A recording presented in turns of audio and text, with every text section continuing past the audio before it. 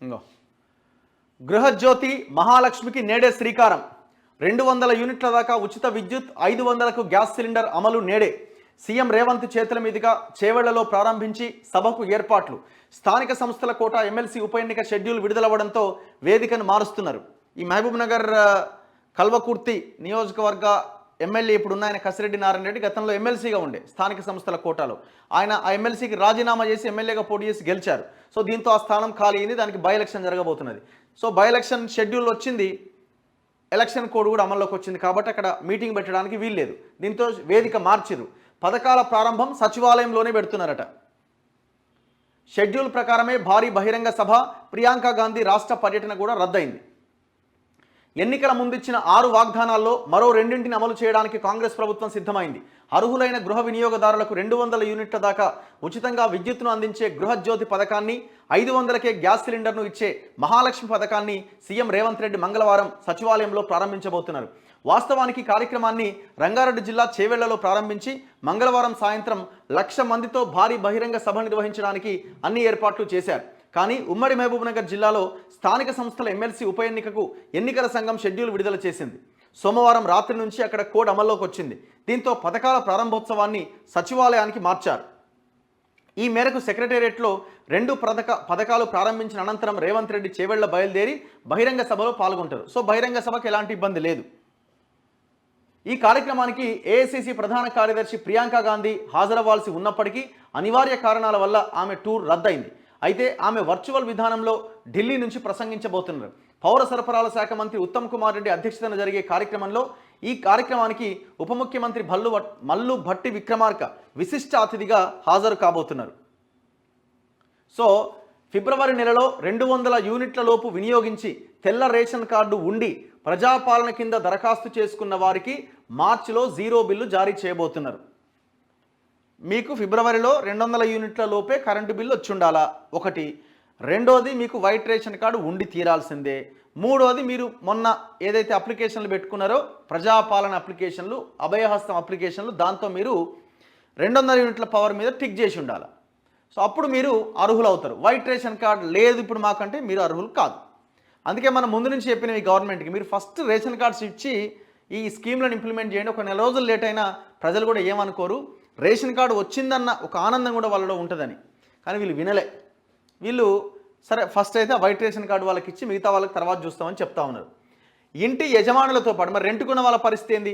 ఇంటి యజమానులతో పాటు అద్దెకు ఉండే వారికి కూడా ఈ పథకం అమలు కాబోతున్నది. అయితే ఇంటి అద్దెదారులు ఇంటిని ఖాళీ చేయగానే సంబంధిత కనెక్షన్ ఎలక్ట్రిసిటీ రెవెన్యూ కార్యాలయంలో తెల్ల రేషన్ కార్డుతో పాటు కొత్తగా ఏ ఇంట్లోకి అద్దెకు దిగారో ఆ ఇంటి కరెంటు కనెక్షన్ వివరాలు అందించి దరఖాస్తు చేసుకోవాలి.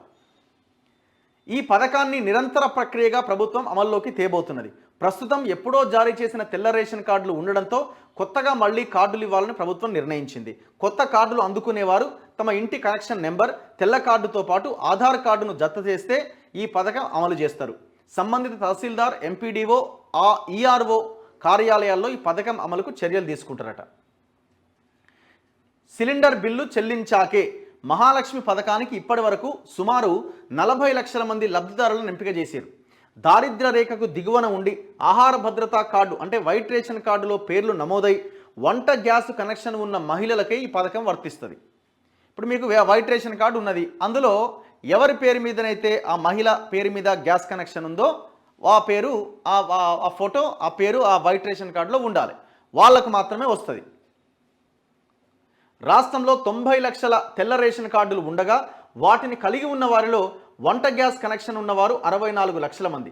ఆ గ్యాస్ కనెక్షన్ నెంబరు, బ్యాంకు ఖాతాలు, ఆధార్ నెంబరు, ఆహార భద్రతా కార్డు నెంబరు అన్నీ పక్కాగా ఉన్న 40 లక్షల మందిని లబ్ధిదారులుగా ఎంపిక చేశారు. ఇదిలా ఉండగా గ్యాస్ సబ్సిడీ ఎలా ఇవ్వాలి అనే అంశంపైన కొద్ది రోజులుగా జరుగుతున్న తర్జన భర్జనలు ఒక కొలిక్కొచ్చినాయట. మహాలక్ష్మి పథకంలో అర్హులైన లబ్ధిదారుల నుంచి 500 రూపాయల చొప్పున నగదు తీసుకొని రాష్ట్ర ప్రభుత్వం నుంచి మిగిలిన సబ్సిడీ మొత్తాన్ని అంటే 415 నుంచి 455 రూపాయల వరకు తీసుకోవడానికి కేంద్ర ప్రభుత్వ ఆధీనంలో నడిచే ఆయిల్ మార్కెటింగ్ కంపెనీలు అంగీకరించలేదు. అంటే జనము కేవలం సిలిండర్ ఇంటికి రాగానే 500 ఇచ్చేలాగా ఆ సబ్సిడీ అమౌంట్ను ఈ ఏజెన్సీలకి ప్రభుత్వమే కట్టేలాగా ప్లాన్ చేశారు. కానీ ఆ ఆయిల్ కంపెనీలు యాక్సెప్ట్ చేయలే. ఎందుకంటే ఈ గవర్నమెంట్స్ ఎప్పుడు పైసలు రిలీజ్ చేస్తే ఎప్పుడు అర్థం కాదని వాళ్ళు యాక్సెప్ట్ చేయలే. దేశవ్యాప్తంగా అన్ని రాష్ట్రాల్లో అమలు చేస్తున్న సాఫ్ట్వేర్ను ఒక రాష్ట్రం కోసం మార్చడం సాధ్యం కాదని వాళ్ళు తేల్చి చెప్పడంతో రాష్ట్ర ప్రభుత్వం సబ్సిడీ చెల్లింపు విధానాన్ని మార్చేసింది. మహాలక్ష్మి లబ్ధిదారులు తొలుత గ్యాస్ సిలిండర్ మొత్తం ధర చెల్లించి రీఫిల్ తీసుకోవాలి. అంటే మీరు యాజ్ యూజువల్గానే మీరు 1000 రూపాయలు 1100 ఎట్లయితే ఉన్నదో ఆ 1100 కట్టాల్సిందే ఫస్ట్ అయితే. ఆ తర్వాత ఆ సబ్సిడీ సొమ్ము ఆయిల్ మార్కెటింగ్ కంపెనీల ద్వారా లబ్ధిదారుల బ్యాంకు ఖాతాకు బదిలీ చేయాలని నిర్ణయించింది. మీకు ఏదైతే మీరు ఇచ్చిన బ్యాంక్ అకౌంట్ దానికి లింక్ అయి ఉన్న అకౌంట్కి ఏ సబ్సిడీ అమౌంట్ అయితే మీకు 30 రూపాయలు 40 రూపాయలు పడుతుంది కదా, ఇప్పుడు ఆ 30-40 రూపాయలతో పాటు మిగతా సబ్సిడీ అమౌంట్ 500 రూపాయలు మీకు ఆ గ్యాస్ సిలిండర్కి పోను, మిగతా ఏదైతే మీరు ఎక్స్ట్రా కట్టినారో అదంతా మీకు నగదు బదిలీ కింద మీ అకౌంట్లో పడుతుంది. ఇందుకు ఓఎంసీలకు ముందస్తుగా కొంత సొమ్ము అడ్వాన్స్గా చెల్లించాలి అని నిర్ణయించి 3 రోజుల క్రితం 80 కోట్లు విడుదల చేశారు. ఈ నిధులను గ్యాస్ బుక్ చేసుకున్న వినియోగదారులకు సబ్సిడీ సొమ్ము చెల్లించడానికి వినియోగిస్తారు. ప్రస్తుతం డొమెస్టిక్ గ్యాస్ సిలిండర్ ధర 955 రూపాయలు ఉండగా ఈ మొత్తాన్ని లబ్ధిదారుడు చెల్లించి సిలిండర్ తీసుకోవాలి. ఇందులో 500 పోతే మిగిలిన 455 రూపాయలను ప్రభుత్వం సబ్సిడీగా ఇస్తుంది. కేంద్రం ఇప్పటికే నామమాత్రంగా ఒక 40 రూపాయల సబ్సిడీ ఇస్తుంది. కాబట్టి ఒకవేళ దాన్ని కూడా కలుపుకుంటే 415 రూపాయల చొప్పున నగదును బదిలీ చేస్తారు. అంటే మీకు ఇప్పుడు పడుతున్న 40 రూపాయలతో పాటు 415 రూపాయలు మళ్ళీ మీ అకౌంట్లో పడుతుంది. అంటే మీరు సిలిండర్కి ఎంత కడుతున్నట్టు 500 కడుతున్నట్టు. ఒకవేళ 955 సిలిండర్ ఇంకా పెరుగుకుంటూ పోయింది అనుకుందాం. సో అప్పుడు కూడా మీకు ఆ 500తో పాటు మిగతా అమౌంట్ని గవర్నమెంట్ ఆ సబ్సిడీ కింద భరిస్తుంది. ఇట్లా సరే ఏదేమైనా ఇప్పుడు ఇది వైట్ రేషన్ కార్డు ఉండాలా, ఈ రకరకాల గైడ్ లైన్స్ ఉన్నాయి. కానీ అర్హులైన ప్రతి ఒక్కరికి వచ్చేలాగా ప్రభుత్వం చర్యలు తీసుకోవాల్సిన అవసరం కనిపిస్తూ ఉన్నది. ఇది కేవలం ఎలక్షన్లప్పుడు ఇట్లా కాకుండా, ఇది లాస్ట్ 10 years లాగా కాకుండా నిరంతర ప్రక్రియగా ఇది కంటిన్యూ కావాలి.